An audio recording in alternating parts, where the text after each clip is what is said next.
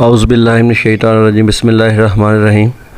आज का हमारा टॉपिक है atomic size and atomic radius. Atom का साइज़ और atomic radius. Atomic radius atom का जो है वो मालूम कैसे किया जाता है। दो एक जैसे एटम को जोड़ के उनमें से जो है वो एक्सरेज़ गुजारी जाती हैं और आगे जो है फ़ोटोग्राफिक फ़िल्म रख दी जाती है। फ़ोटोग्राफिक फ़िल्म पे जो है वो दो डार्क स्पॉट आ जाएंगे।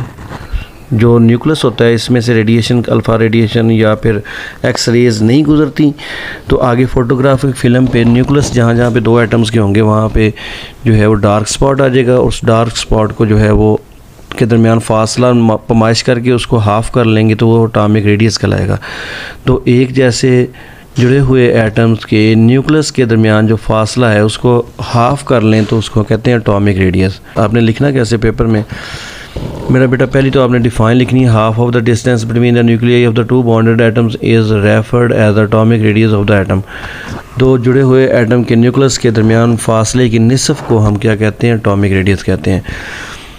तो एटॉमिक रेडियस डिफाइन लिखनी है, उसके बाद आपने एग्जांपल देनी है कि दो कार्बन एटम जब आपस में जुड़े होते हैं तो उनके न्यूक्लियस के दरमियान फासला 154 पिकोमीटर होता है। इसको हाफ़ कर लें तो 77 पिकोमीटर बनता है। तो 77 पिकोमीटर जो है कार्बन का एटॉमिक रेडियस है।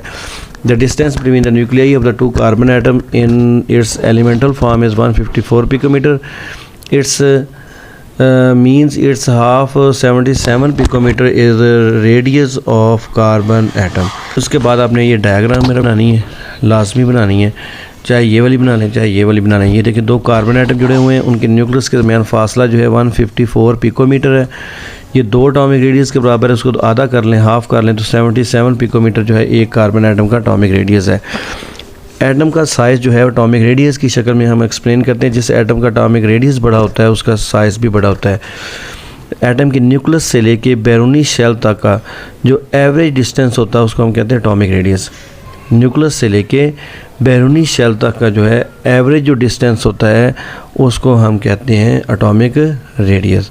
चार चीज़ें मेरा बेटा आपने लिखनी है एटॉमिक रेडियस में। डिफाइन लिखनी है, एग्जाम्पल लिखनी है, उसके बाद आपने लिखना है ट्रेंड इन ग्रुप और trend in period. Periodic table में पीरियड में क्या रुझान है एटॉमिक रेडियस का और ग्रुप में रुझान क्या है। ये लेफ़्ट से राइट की तरफ जो है वो पीरियड है। ये देखिए मेरा बेटा, ये लिथियम लाइबेबकनोफ, देखिए इसका एटम लिथियम का साइज़ बड़ा है, बेरिलियम का छोटा, बोरॉन का उससे छोटा, कार्बन का, इस तरह करते करते नियोन का एटॉमिक साइज़ अपनी जो है वो पीरियड में सबसे कम है।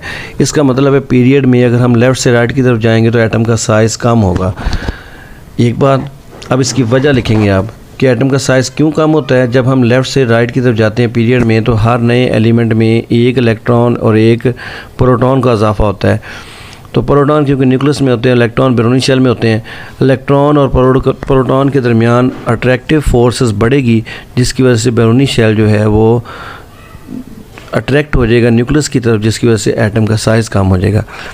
ऊपर से नीचे की तरफ आए तो थोड़ा गौर से देखें। हालिनी की रब से फरियाद, पहला group hydrogen, lithium, sodium, potassium, rubidium, caesium. देखिए एटम का साइज़ बढ़ रहा है। वजह फिर आप लिखेंगे कि ऊपर से नीचे अगर हम जाते हैं तो ऊपर वाले एलिमेंट में एक शेल, उससे अगले वाले में दो शेल, उससे अगले वाले में तीन शेल, चार शेल, ऐसे ग्रुप में ऊपर से नीचे की तरफ जब हम जाते हैं तो हर नए एटम में एक शेल का इजाफा हो जाता है। और उसके शेल्स में इजाफे की वजह से एटम का साइज़ बढ़ता है। और एक बार वजह, दूसरी बात, जितने शेल ज़्यादा होंगे उतना न्यूक्लियस की बैरूनी शेल में मौजूद इलेक्ट्रॉन के लिए कशिश कमज़ोर हो जाएगी और बाहर वाले इलेक्ट्रॉन दूर तक जो है वो मूव कर सकते हैं। तो ऊपर से नीचे की तरफ एटॉमिक रेडियस इंक्रीज़, ग्रुप में इंक्रीज़ और पीरियड में डिक्रीज़। तो ये देखिए मेरा बेटा शेल्स दिखाए हुए हैं। लिथियम में 2 शेल्स, सोडियम में 3 शेल और पोटाशियम में 4 शेल्स। ऊपर से नीचे की तरफ जाते हैं अगर हम ग्रुप में तो देखिए मेरा बेटा, lithium, sodium, potassium, rubidium, caesium. Lithium का साइज़ 152 पिकोमीटर और सीजियम का देखिए 265। तो इंक्रीज़ हो रहा है ऊपर से नीचे एटम का साइज़। पिकोमीटर में ज़ाहिर किया गया है। पिकोमीटर होता है 1 पिकोमीटर 10 की पावर -12 मीटर के बराबर होता है। 1 पिकोमीटर 10⁻⁻10 मीटर के बराबर होता है। अब पीरियड की बात करें, अगर हम नीचे देखें पीरियड दिया हुआ है जिसको याद करने का फार्मूला मैंने बताया था, लाइबेबकनोफ। पहला और आखिरी एलिमेंट जो है उसका एटॉमिक रेडियस बस आप याद कर सकते हैं। लिथियम का एटॉमिक रेडियस 152 और कम होते होते होते होते नियोन का देखें सिर्फ 69 पिकोमीटर रह गया। तो तो हम इस नतीजे पे पहुँचेंगे, ऊपर से नीचे की तरफ एटम का साइज़ बढ़ता है, लेफ़्ट से राइट पीरियड में एटम का साइज़ कम होता है। अब इसको लिखना कैसे पेपर में, आपने सबसे पहले जो है वो हेडिंग देनी है, trend of atomic radius in periods. When we move from left to right in a period the atomic size of atom decrease gradually. Atom का साइज़ जो है वो कम होता है लेफ़्ट से राइट की तरफ पीरियड में। अब वजह लिखनी है, रीज़न की हेडिंग दे के वजह लिखनी है क्यों जो है लेफ़्ट से राइट की तरफ एटम का साइज़ जो है कम होता है।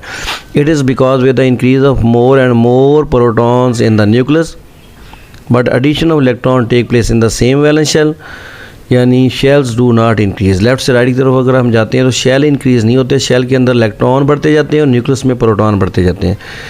There is gradual increase of effective nuclear charge, यानी न्यूक्लियस में जो प्रोटॉन की मकदार होती है उसको हम कह सकते हैं इफेक्टिव न्यूक्लियर चार्ज।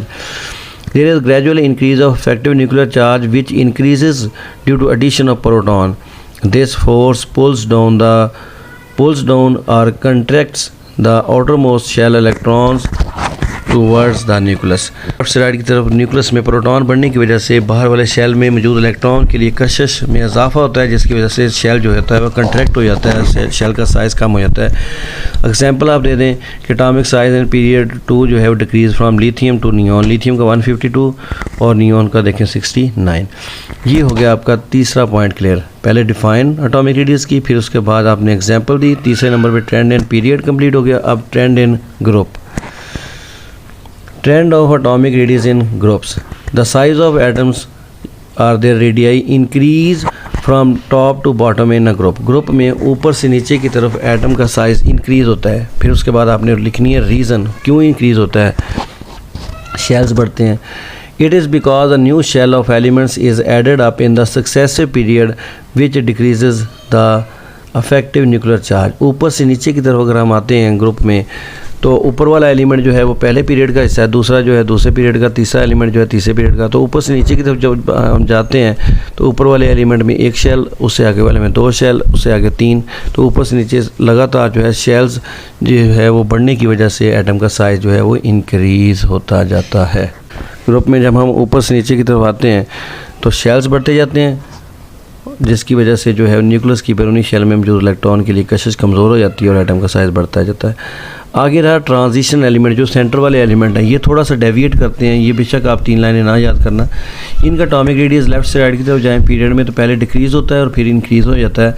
इसमें जो है ना डी सब शेल इन्वॉल्व होता है, जिसकी वजह से ना पुअर शील्डिंग फैट का कोई फॉल्ट बनता है। ये फर्स्ट ईयर सेकेंड ईयर में होता है।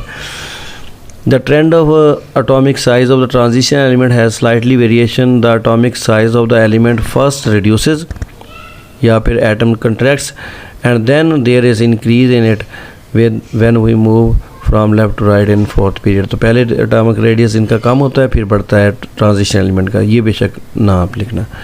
ओके, अल्लाह हाफ़िज़।